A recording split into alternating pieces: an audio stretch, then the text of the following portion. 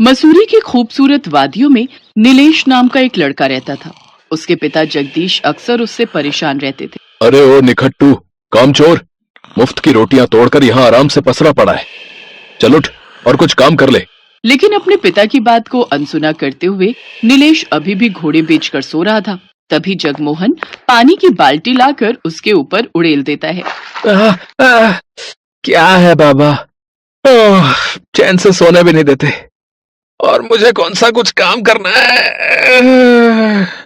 अबे इसीलिए तो उठा रहा हूं। आज मैं तुझे भी अपने साथ काम पर ले जाऊंगा। काम? और मैं? ना ना, और वैसे भी बाप के रहते बेटा काम करे, ये शोभा देता है क्या? ऐसा बेटा होने से अच्छा होता कि मेरी कोई औलाद ही नहीं होती।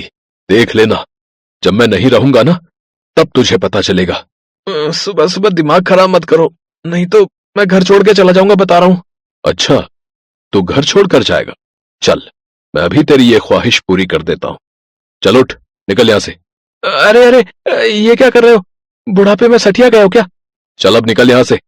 बड़ा शौक है ना घर छोड़कर जाने का। मुझे भी कोई जरूरत नहीं है तेरे जैसे खूसट बुढ़े की। जा निकल जा, और कभी यहाँ कदम भी रखा ना तो तेरी टांगे तोड़ दूंगा, समझा? मैं तो खुद ही नहीं आऊंगा कभी यहाँ पर। नीलेश गुस्से में घर छोड़कर चला जाता है। अब तो मैं कभी इस बुढ़े खुसट के यहाँ नहीं आऊंगा, बता रहा हूँ, चाहे जमीन आसमान एक ही क्यों ना हो जाए। अब मैं इतना दूर चला जाऊंगा कि वो बुढ़ा चाहकर भी मुझे ना ढूंढ सके। चलते चलते नीलेश गांव से कुछ दूर पर जो पहाड़ी थी वहां पहुंच जाता है और एक पेड़ के नीचे जाकर बैठ जाता है। आहा, क्या ठंडी हवा आ रही है इस पेड़ के नीचे। अब तो यहाँ मैं आराम से सो सकता हूँ, कोई किचकिच करने वाला मेरे सर पर भी नहीं होगा। हाँ। काफी देर सोने के बाद उसे पहाड़ी पर कुछ लोगों की आवाज आने लगती है। अरे ये इतने सारे लोग इस जगह पर क्या कर रहे हैं? चलो इन्हीं से चलकर पूछ लेता हूँ। अरे भाई, और लोगों की तरह हम भी इस सुंदर प्रकृति का नजारा लेने आए हैं। सुना है यहाँ लोग दूर दूर से घूमने आते हैं। क्या यहाँ इतने सारे लोग रोज आते हैं और मुझे कानों कान खबर नहीं? खैर मुझे क्या, अभी तो मुझे बड़ी तेज भूख लग रही है। अरे ओ भैया, आधा किलो जलेबी बांध दो। ये लो, पूरे 80 रुपए हो गए। 80? लेकिन मेरे पास तो पैसे नहीं है। पैसे नहीं है तो अपने अब्बा की दुकान समझ कर यहाँ पर आया क्या तू है बे, जो तुम मुफ्त में खाने आ गया बे? अरे भैया सच कहूँ तो मेरे अब्बा भी मुझे मुफ्त में खाने नहीं देते। खैर छोड़ो। नीलेश चुपचाप वहां से चला जाता है। कुछ दूरी पर उसे एक घर नजर आता है। वो उस घर के बाहर खड़े होकर आवाज लगाता है। कोई है अंदर? कोई है?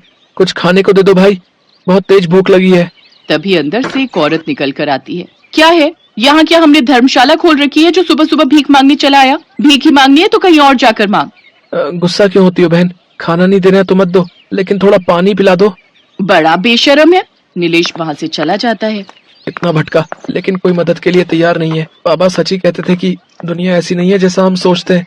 यहाँ तब तक कोई किसी की मदद नहीं करता जब तक उसे कोई काम न पड़ जाए।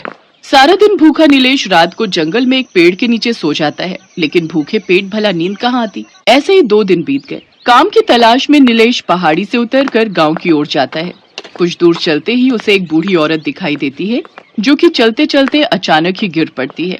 अरे अम्मा, क्या हुआ? चलो मैं तुम्हें तुम्हारे घर छोड़ देता हूँ। नीलेश उस बूढ़ी अम्मा को पकड़कर उसके घर तक पहुंचा देता है। अम्मा क्या हुआ था तुम्हें? यूं अचानक चक्कर कैसे आ गए? कुछ नहीं बेटा, बस थोड़ा चक्कर आ गया था। और आपके घर में कौन कौन है? मतलब कोई दिखाई नहीं दे रहा। मेरा कोई नहीं है, मैं अकेले ही रहती हूँ। अच्छा, वैसे अम्मा जोरों की भूख लगी है, कुछ खाने को मिल जाएगा क्या? वो बूढ़ी अम्मा डिब्बे में छुपाए हुए 20 रुपए नीलेश को लाकर देती है। सिर्फ 20 रुपए? इसमें क्या होगा? कोई नहीं, कुछ ना होने से तो कुछ ही सही। इसकी मैगी तो आई जाएगी और जल्दी बन भी जाएगी। नीलेश मैगी लेकर वापस लौटता है तो देखता है बूढ़ी अम्मा चाय बना रही है। अम्मा तुमने क्यों कष्ट किया? मुझे कह देती, मैं ही बना देता। कोई नहीं बेटा, मुझे आदत है। और क्या लाया है तू? इतने पैसों में तो मैगी मिली अम्मा। लो जल्दी से बना दो, फिर मजे से खाएंगे। जल्दी से मैगी बनकर तैयार हो जाती है। दोनों बड़े मजे से मैगी खाते हैं। फिर शाम को नीलेश वहाँ से जाने लगता है तो वो बूढ़ी अम्मा उसे एक डिबिया देते हुए कहती हैं, जब भी तुम मैगी बनाओ तो उसे इसमें डालकर देखना, फिर देखना चमत्कार। इसमें खास तरह का जादू है।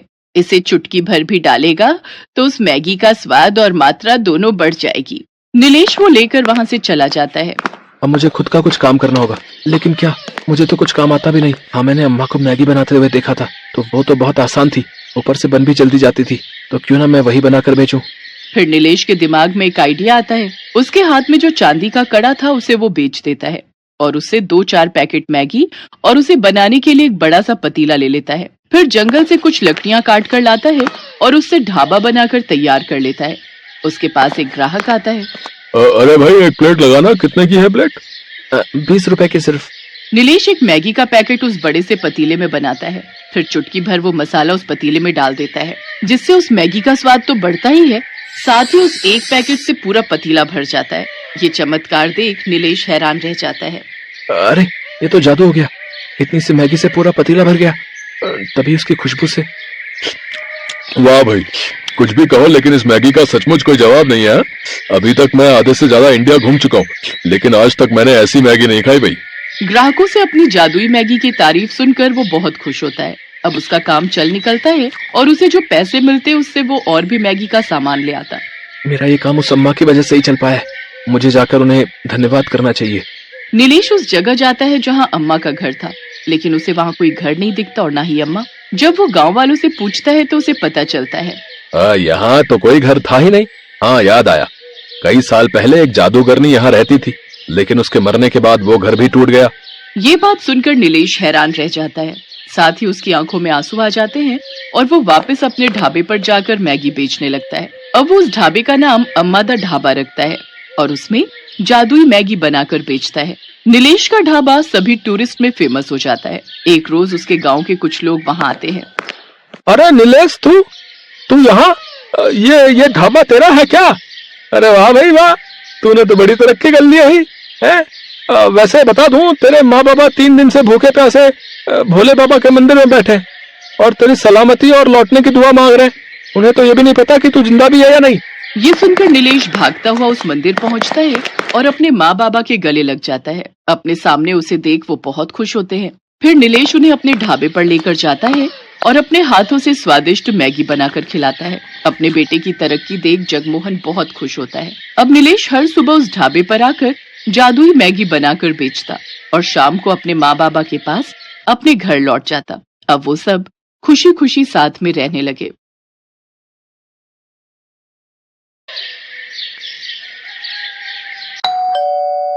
आ गई तू? माँ, बहुत भूख लगी है, कुछ खाने को बना दो जल्दी से। बता क्या खाएगी?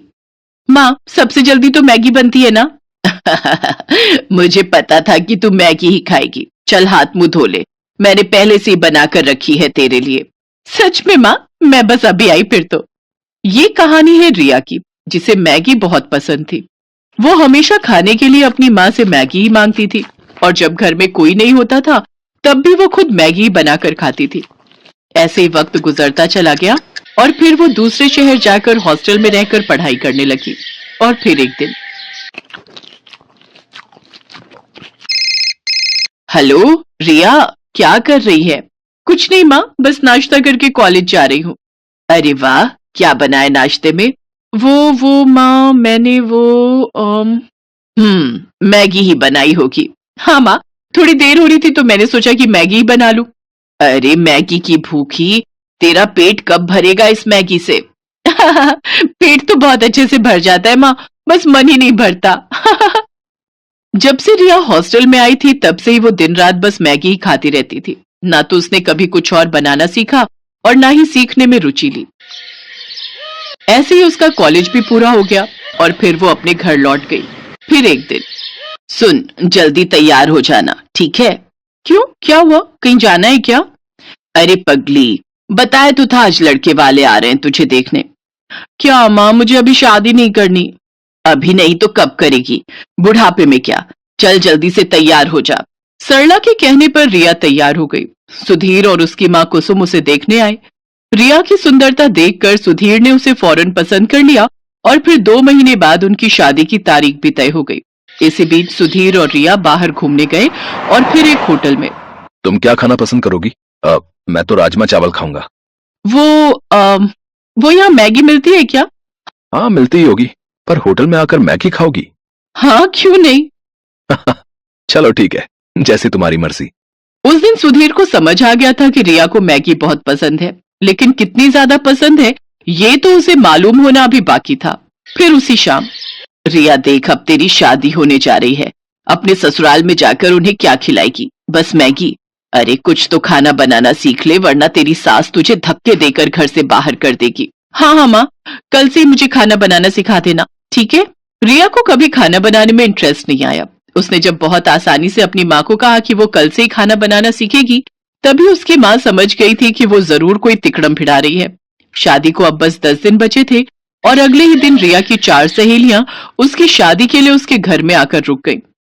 सरला समझ गई कि अब वो उसकी सहेलियों के सामने उसे क्या ही खाना बनाना सिखा पाएगी, और हुआ भी वही जिस बात का सरला को डर था।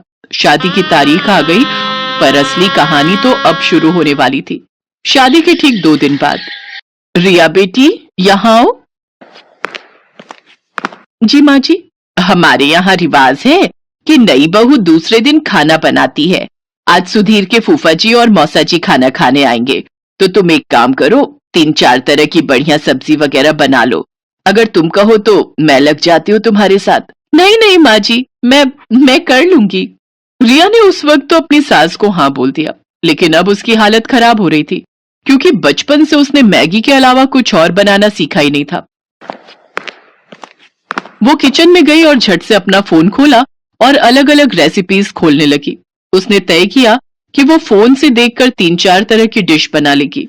उसने खाना बनाना शुरू किया, लेकिन कुछ ही देर में उसके पसीने छूट गए। चावल जल चुके थे, मटर पनीर में मटर तो थे पर पनीर पूरा घुल चुका था। कढ़ी कच्ची थी और भिंडी में नमक तेज हो गया था। रिया समझ गई कि आज उसकी शामत आने वाली है। तभी बाहर से उसकी सास की आवाज आई, बेटा रिया, खाना बन गया हो तो ले आओ, सब लोग इंतजार कर रहे हैं।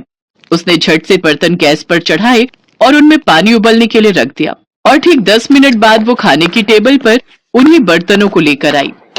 अरे वाह, बहू ने तो काफी कुछ बना लिया। लाओ बेटा, बड़ी जोर की भूख लगी है। हाँ हाँ भाई साहब, सही कहा, भूख तो जोरों की लगी है। जैसे ही मौसा जी ने पहला बर्तन खोला, वो चौंक गए क्योंकि उसमें मैगी थी। हैं? बहू ने तो मैगी बनाई है? दूसरा बर्तन खोलिए भाई साहब, उसमें होगा कुछ। मौसा जी ने जब दूसरा बर्तन खोला तो उसमें भी मैगी ही थी। इसमें भी मैगी है? जी, ये वाली वेज मैगी है मौसा जी। अच्छा, और बाकी बर्तनों में कौन सी मैगी है बहू रानी? जी, वो तीसरे वाले बर्तन में मसाला मैगी और उस वाले में अंडा मैगी है। खाकर देखिए, बहुत बढ़िया बनाई है मैंने।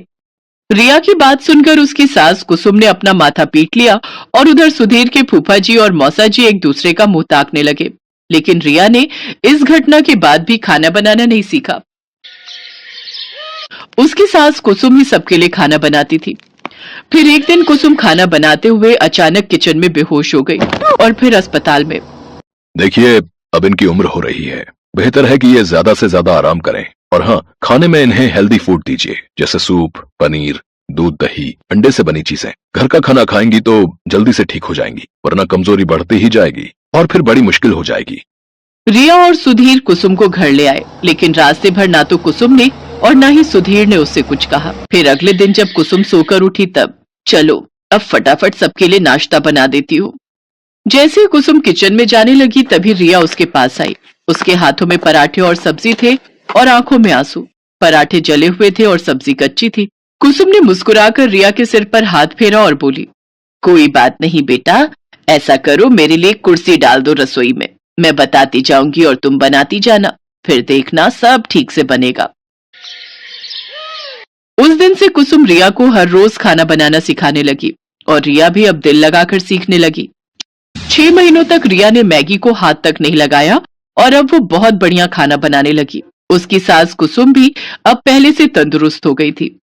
फिर एक दिन जब रिया अपने कमरे में थी, तभी उसकी सास वहां एक कटोरा लेकर आई। लो रिया, खाना खा लो। अरे माँ जी, मैंने खाना बनाया हुआ है, आपने क्यों?